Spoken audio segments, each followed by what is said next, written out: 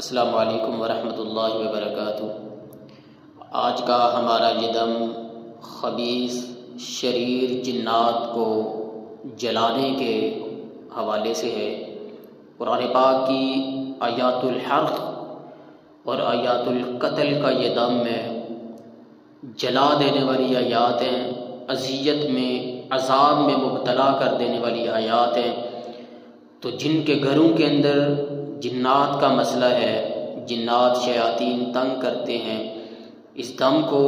اس پاک کلام کو، اس رقیے کو آپ گھر کے اندر اونچی آواز سے چلائیں،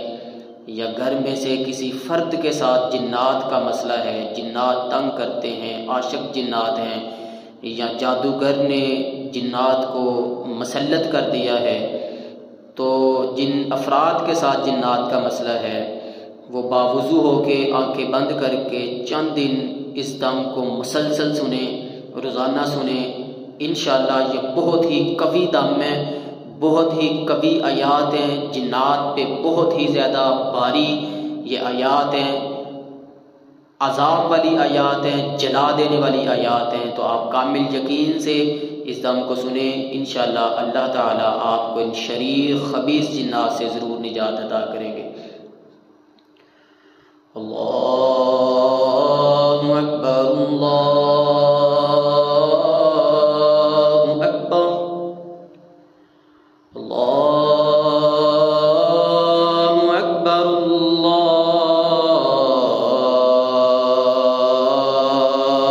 اللہ اکبر، اشہد ان لا الہ الا اللہ، اشہد ان لا الہ الا اللہ، اشہد ان محمدا رسول اللہ، اشہد ان محمدا رسول اللہ،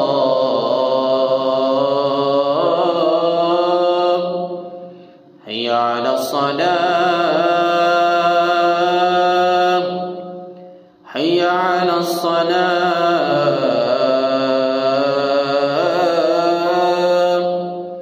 حی علی الفلاح، حی علی الفلاح۔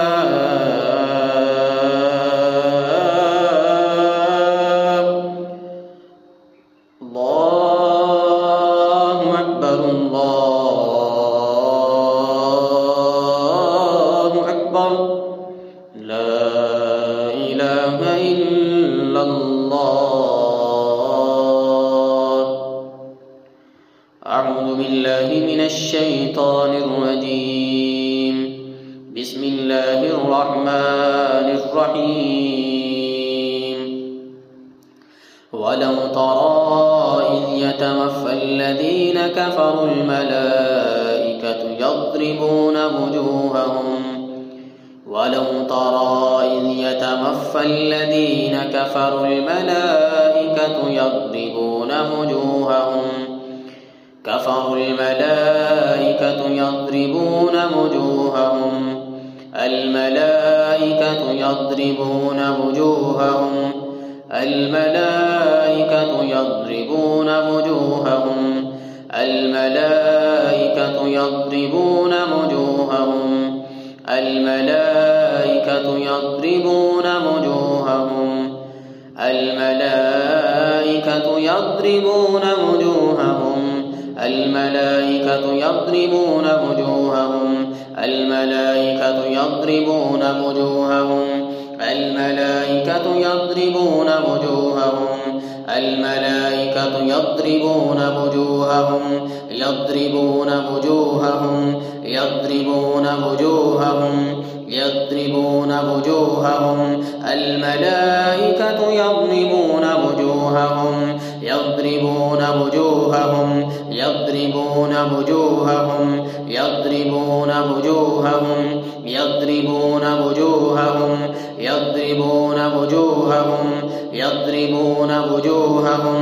يَضْرِبُونَ يَضْرِبُونَ يَضْرِبُونَ يَضْرِبُونَ يَضْرِبُونَ يَضْرِبُونَ يَضْرِبُونَ يَضْرِبُونَ وُجُوهَهُمْ، يَضْرِبُونَ وُجُوهَهُمْ،